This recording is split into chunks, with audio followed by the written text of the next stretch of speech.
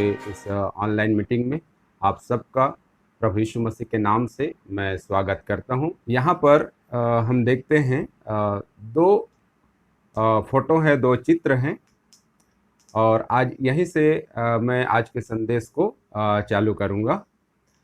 एक चित्र में हम देख रहे हैं एक व्यक्ति है और इसके चारों तरफ एक वायरस दिखाई दे रहा है और ये व्यक्ति बहुत ही भयभीत है। आप अपने मोबाइल में देख पा रहे हैं, ये बहुत ही भयभीत है कि ये क्या हो रहा है, चारों तरफ क्या है, ये वायरस, ये कीटाणु, ये रोग इसे घेरा हुआ है। लेकिन वहीं पर दूसरे चित्र में जब देखते हैं, एक व्यक्ति है बहुत ही आनंद से है, वो हंस रहा है, खुशी है और इसलिए कि उसके चारों तरफ स्वर्गदूत है जो उसकी रक्षा कर रहा है।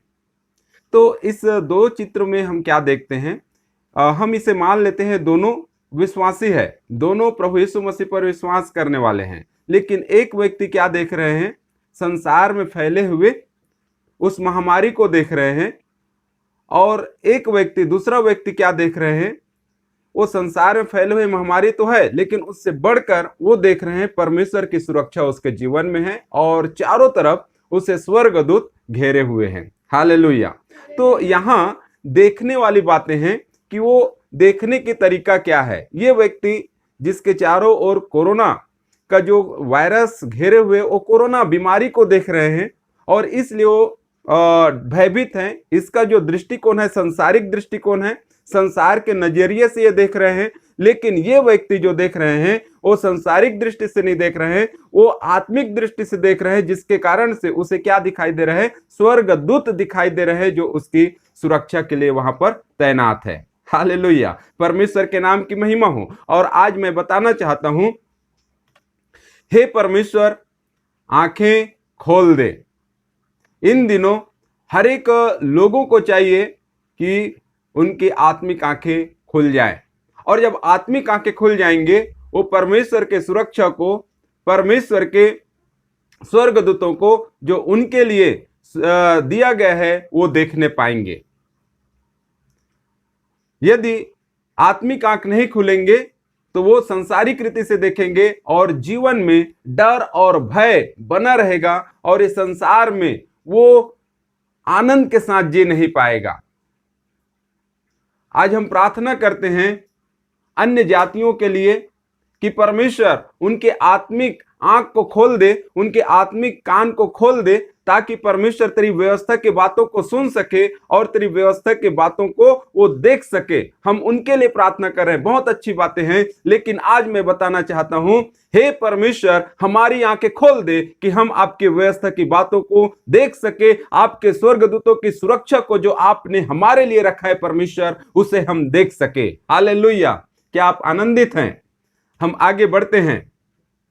भजन संहिता उसके 91 और 11 पद में हम पढ़ते हैं, यहां पर ऐसा लिखा है, क्योंकि वह अपने दूतों को तेरे निमित्त आज्ञा देगा कि जहां कहीं तू जाए वे तेरी रक्षा करे।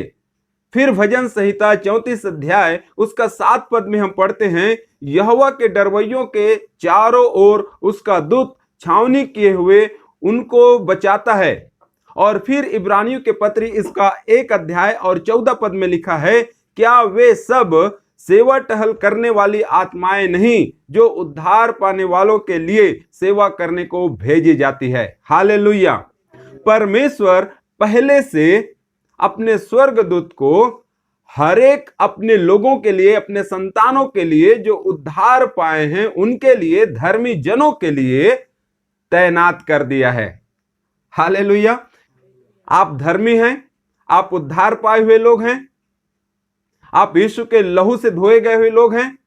मेरे प्रिय लोगों, आपको ये बात स्मरण रहना चाहिए, आपको इस बात को जानना चाहिए कि परमेश्वर आपके सुरक्षा के लिए अपने स्वर्गदूत को नियुक्त कर दिया है, इस निमित्त कि वो आपकी रक्षा करे, आपकी सेवा टहल करे, आपके साथ रहे। जरूरत है इन दिनों हमारी आत्मिक आंखें खोलने का। हालेलुया, आत्मिक आंखें खोलने का। आगे हम देखते हैं, पहली जो बातें मैं बताना चाहता हूं, परमेश्वर का सुरक्षा नगर में। इस बात को आप जानते हैं, दूसरा राजा के पुस्तक उसका 6 अध्याय और 15 से 17 पद के भागों को जब हम पढ़ते हैं, हम पाते हैं एलीसा अपने टहलुए के साथ एक नगर में है, पहाड़ी जगह है, वहां पर है। और उस समय इस्राएलियों और अरामियों के बीच युद्ध चल रहा था। और इस्राएल का जो भविष्यद्वक्ता एलीसा है, वो इस्राएल के राजा को उन बातों को बताया करता था जो अराम के राजा बेहदद जो है योजना बनाता था। उन सारे बातों को इस्राएल के राजा को ये भविष्यद्वक्ता जो है एलीसा उसे बता दिया करता था। और इस बात के कारण जो वो राजा है, वो इस्राएल के राजा का कुछ भी बिगाड़ नहीं पा रहा था। तब वो गुस्सा में आकर इस्राएल के जो भविष्यद्वक्ता है एलीसा को पकड़ने के लिए अपने बहुत सारे सैनिकों को वो भेज दिए। और वो चारों तरफ नगर को, उस पहाड़ी क्षेत्र को, पहाड़ों को घेर लिए हैं।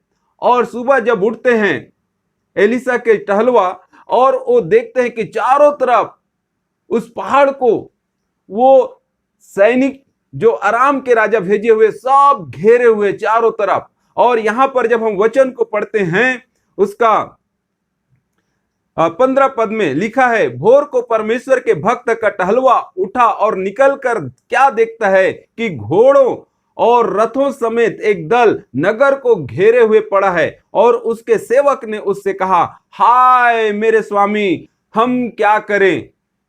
वो सैनिकों को देखकर ये सेवक जो है बहुत ही डर गए, और वो अपने स्वामी अर्थात एलीसा को वो चिल्लाने लगे, हाय स्वामी, हम क्या करें, हम चारों तरफ से शत्रु सेना से घिरे हुए हैं, हमारे बचने का अब कोई रास्ता नहीं है, स्वामी हम क्या करें।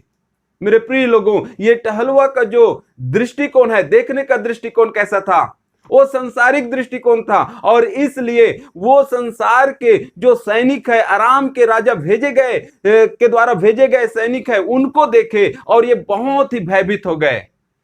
आज कितने लोग हैं जो इस संसार में फैले महामारी, दुख, समस्या को देखते हैं और वो डर जाते हैं कि अब हम क्या करें, अंत का दिन आने वाला है, तीसरा विश्व युद्ध होने वाला है, हम क्या करें, सब भयभीत हो जाते हैं। मेरे प्रिय लोगों, भयभीत ना हो, परंतु एलीसा के शब्द को सुनिए। उसने क्या कहा?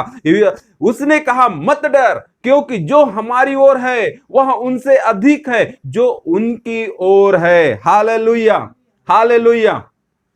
एलीसा के टहलुआ को एलीसा ने क्या उत्तर दिया?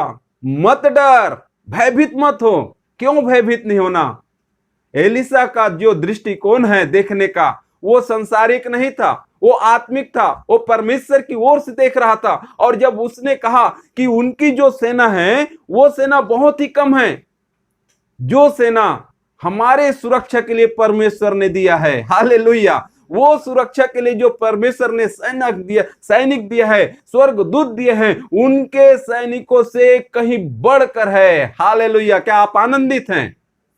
आपके सुरक्षा के लिए इसी प्रकार परमेश्वर ने वो स्वर्गदूतों को नियुक्त कर दिया है। आप भयभीत क्यों हो रहे हैं? हालेलुया। चाहे संसार उलट जाए तब भी मैं न डिगूंगा करके दाऊद कहता है। और एलीसा के वचन को सुनिए मेरे प्रिय लोगों, उत्साहित होइए। आपके साथ स्वर्गदूत है आपके सुरक्षा के लिए, आपके नगर में, आपके गांव में, आपके शहर में और आपके घर में। जब आप काम में जाते हैं आपके सुरक्षा है, आप जब काम से वापस आते हैं आपको परमेश्वर सुरक्षा देता है, जब आप काम कर रहे होते हैं परमेश्वर आपको सुरक्षा दे रहे होते हैं, जब आप घर में हैं, जब आप आराम से सो रहे होते हैं तब भी परमेश्वर की सुरक्षा, परमेश्वर का स्वर्गदूत आपके पास है। हालेलुया। परमेश्वर की सुरक्षा, परमेश्वर का स्वर्गदूत आपके पास है। एलिसा के समान आप कह सकते हैं कि मैं नहीं डरूंगा। एलिसा के समान आप कह सकते हैं अपनी साइड में बैठे हुए लोगों को, आपके पीछे बैठे हुए लोगों को, आपके बगल में बैठे हुए लोगों को आप कह सकते हैं मत डर, क्योंकि आपके सुरक्षा के लिए परमेश्वर स्वर्गदूत को दे दिया है। हालेलुया! क्या आप आनंदित है? परमेश्वर के नाम की महिमा हो। और हम आगे देखते हैं और 17 पद में लिखा है, तब एलिसा ने यह प्रार्थना की, हे यहोवा इसकी आंखें खोल दे कि यह देख सके। तब यहोवा ने सेवक की आंखें खोल दी और जब वह देख सका तब क्या देखा मेरे प्रिय लोगों कि एलिसा के चारों ओर का पहाड़ अग्निमय रथों और घोड़ों से भरा हुआ है। हालेलुया! परमेश्वर से एलिसा ने प्रार्थना किया और वो प्रार्थना क्या किया, हे यहोवा, हे परमेश्वर, हे खुदा बाप, ये मेरे सेवा के टहलुआ के आंख को खोल दे। क्या वो देख नहीं पा रहा था क्या? हाँ, वो देख नहीं पा रहा था। उनका जो आंख है, आत्मिक आंख है, बंद हुआ था, बंद हो गया था। वो आत्मिक दृष्टि से देख नहीं पा रहा था। उनके लिए प्रार्थना की जरूरत था। वो एलिसा ने उसके लिए प्रार्थना किया, परमेश्वर ये आपके सुरक्षा को देख पाए, इसके भीतरी आंख को खोल दे प्रभु। और जब उसने परमेश्वर ने प्रार्थना को सुना, उस सेवक के आंख को खोला, तब क्या देखते हैं, चारों तरफ वो पहाड़ के चारों तरफ अग्निमय घोड़ों और रथों से भरा हुआ वो स्वर्गदूत को देख पाते हैं। हालेलुया! परमेश्वर के नाम की महिमा हो। कितना अद्भुत हमारा परमेश्वर है, कितना महान परमेश्वर है, कितना हमारे लिए चिंता करने वाला वो परमेश्वर है। एक एलिसा और उसके टहलुए के लिए इतना चिंता किया है मेरे प्रिय लोगों। वो परमेश्वर आपका चिंता करता है। वो परमेश्वर आपकी सुरक्षा के लिए प्रतिबद्ध है। वो परमेश्वर आपके सुरक्षा के लिए वचनबद्ध है। आप क्यों चिंता करते हैं? बस जरूरत है कहे, परमेश्वर हमारी आत्मिक आंखें को खोल दे, परमेश्वर हमारी आत्मिक कान को खोल दे, ताकि परमेश्वर तेरी व्यवस्था को सुन सके, परमेश्वर तेरी बातों को सुन सके और तेरी व्यवस्था की बातों को देख सके, तुझे देख सके आत्मिक दृष्टि से। प्रभु आज हमें इस प्रकार के कहने की जरूरत है। हालेलुया! मेरे प्रिय लोगों, भयभीत न हो, भयभीत न हो। परमेश्वर का सुरक्षा आपके नगर में है, आपके घर में है। एलिसा और उसके टहलुए को जब परमेश्वर सुरक्षा दे सकता है, आपको भी परमेश्वर सुरक्षा दे सकता है। मैं दूसरी बात बताना चाहता हूं, परमेश्वर कभी नहीं छोड़ता। मनुष्य विश्वासी परमेश्वर को छोड़ देंगे, माता पिता को बच्चे छोड़ देंगे, लेकिन माता पिता बच्चों को नहीं छोड़ते। एक छोटा सा मैं दृष्टांत के रूप में एक बात बताना चाहता हूं। एक छोटा सा बच्चा अपने पिता के साथ है और पिता क्या कर रहे हैं, किया है, उसके हाथ को पकड़ा हुआ है और वो सड़क पार कर रहे हैं। तो आसानी से क्या कर सकते हैं, वो सड़क पार कर सकते हैं। बच्चा कहीं नहीं भागेगा, क्योंकि बच्चे के हाथ को पिता ने पकड़ रखा है। यदि वहीं पर इसका उल्टा ले लें, यदि बच्चा पिता के हाथ को पकड़ा है और वो सड़क पार कर रहे हैं और उधर से गाड़ी मोटर को आते देख बच्चा डर के पिता के हाथ को छोड़ के क्या हो जाएगा, वो भाग सकता है, कहीं भी भाग सकता है, क्योंकि पिता का कंट्रोल उस पर नहीं है, क्योंकि पिता के हाथ को बच्चा पकड़ा है। मेरे प्रिय लोगों, आज है कि हम परमेश्वर के हाथ को न पकड़े, परंतु परमेश्वर को हमारे हाथ को पकड़ने दे। हालेलुया! जब परमेश्वर हमारे हाथ को पकड़ लेगा, हम कहीं नहीं भाग पाएंगे, क्योंकि हमारा स्वर्गीय पिता हम पर कंट्रोल रखने वाला है। परमेश्वर कभी नहीं छोड़ता। प्रेरितों के पत्री उसका 12 अध्याय और 6 और 7 पद और आगे और 11 पद तक के जब हम भागों को पढ़ते हैं, यहां पर हम देखते हैं पतरस को क्या किया, हेरोदेस राजा उसे बंदी बना लिया है और उसके हाथ पैर को क्या कर लिया है, जकड़ लिया है, बांध के रखा हुआ है, पहरे लगा दिया है। वो जेल खाने में पहरे, बाहर में पहरे, ताकि वो पतरस भाग ना पाए, कहीं जा ना पाए, छूट ना पाए, ऐसे उसके ऊपर बंदिश लगाया हुआ है। लेकिन मैं आपको बता दूं मेरे प्रिय लोगों, परमेश्वर उस बंदी गृह में भी आपके साथ है। ये जो हेरोदेस है वो मनुष्य के लिए रास्ता बंद कर सकता है, वो पहरा लगा सकता है, दरवाजा बंद कर सकता है, लेकिन परमेश्वर के लिए वो क्या करेगा? परमेश्वर के दूतों के लिए क्या करेगा? उसके लिए कुछ नहीं। और जब हम आगे जब देखते हैं इस वचन में, पतरस जो है रात्रि में सोया हुआ था और क्या हुआ, स्वर्गदूत आके उसके पसली को मार के जगाता है और कहता है, पतरस उठ, फुर्ती कर, तुझे यहां से जल्दी से क्या करना है, निकलना है। पतरस को कुछ समझ नहीं आ रहा है, वो सोच रहा है कि मैं तो स्वप्न शायद देख रहा हूं। और वो जैसे उसके पसली को मारे, उठ कहा, उसका जो बंधन है वो खुल गया और उठे, और वो जो व्यक्ति उनको उठाया उसी के साथ वो बढ़ने लगे। और जैसे बढ़ रहे, दरवाजा भी खुल गया, गेट भी खुल गया, सब कुछ खुल गए। और नगर का द्वार के पास जब गया तब वो स्वर्गदूत जो है वो अदृश्य हो गए, चले गए। और जो पतरस है वो अपने आपे में आया और उसे जब देखा कि मैं यहां बाहर निकल चुका हूं, तब उसे विश्वास हुआ कि स्वर्गदूत मुझे उस बंदी गृह से क्या कर लिया, बाहर निकाल लिया। मेरे प्रिय लोगों, बंदी गृह में भी, बंधुआई में भी परमेश्वर आपको नहीं छोड़ता। जिस प्रकार से पतरस को परमेश्वर ने उस बंदी गृह से बाहर निकाल लिया अपने दूत को भेजकर, उसी प्रकार से हरेक उन व्यक्ति को जो धर्मी हैं, यीशु के लहू के द्वारा धोए गए हैं, परमेश्वर के वचन के अनुसार से अपने जीवन को चलते हैं, उनके लिए परमेश्वर का स्वर्गदूत निरंतर उसके सेवा के लिए, उसे छुड़ाने के लिए, उसे सुरक्षा देने के लिए तैयार रहता है। हालेलुया। जरूरत है परमेश्वर के दृष्टि से देखने का, आत्मिक दृष्टि से देखने का। पतरस जो है उसे समझ नहीं आ रहा था। कब समझ आया? जब वो बाहर निकल गए तब उसे पता लगा, तब उनका अंदर का जो आंख है वो खुला और वो सोच पाया, उसका बुद्धि खुल गया और वो सोचने पाया कि हां, अब मैं आजाद हो गया हूं क्योंकि परमेश्वर का दूत मुझे छुड़ा लिया है। मेरे प्रिय लोगों, हर एक आज विश्वासियों को चाहिए कि परमेश्वर पर पूर्ण भरोसा रखे, उनके दूतों पर भरोसा रखे कि परमेश्वर अपने दूत को सुरक्षा के लिए दिया है और वो निरंतर हमारी सहायता करता है। हालेलुया। आप चिंतित मत हो, जरूरत है इन दिनों कहने का, परमेश्वर हमारी आंखों को खोल दे, परमेश्वर हमारी आंखों को खोल दे। और पतरस आजाद हो गया। मैं तीसरी बात बताना चाहता हूं, परमेश्वर का सुरक्षा आग और जल पर भी है।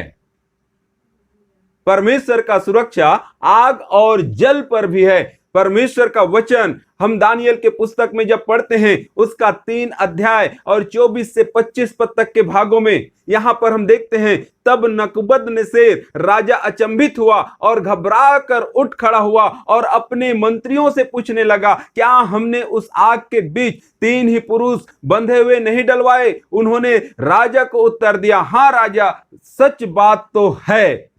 फिर उसने कहा, अब मैं देखता हूं कि 4 पुरुष आग के बीच खुले हुए टहल रहे हैं और उनको कुछ भी हानि नहीं पहुंचती, और चौथे पुरुष का स्वरूप ईश्वर के पुत्र के सदृश है। हालेलुया। ये घटना के विषय में जानते हैं, जब नबूकदनेस्सर वो एक बड़ा सा सोने का क्या किया, मूर्ति बनाया और उसे वो प्रतिष्ठित किया। और जिस दिन प्रतिष्ठित किया, सारे नगर में, सारे जगह, अपने राज्य में ये कहला भेजा कि जिस समय इसका प्रतिष्ठा किया जाए और नगाड़े बाजा सब बजाए जाए, उसी समय सारे लोगों को इस सोने के मूर्ति के पास उसे झुककर प्रणाम करना है, दंडवत करना है। यदि इस सोने के मूर्ति को दंडवत नहीं करेगा, उसे आग के भट्ठे में डाल दिया जाएगा। ये नबूकदनेस्सर राजा का आदेश था।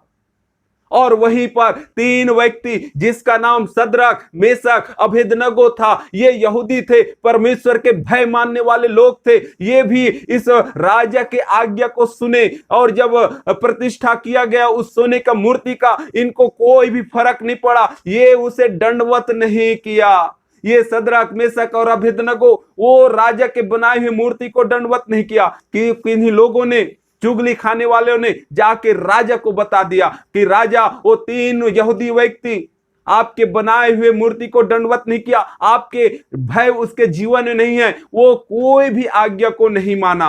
राजा आग बबूला हुआ और उन्हें बुलावा भेजा और उन्हें प्रेम से पूछा, क्या तूने भूल से ऐसा किया है क्या?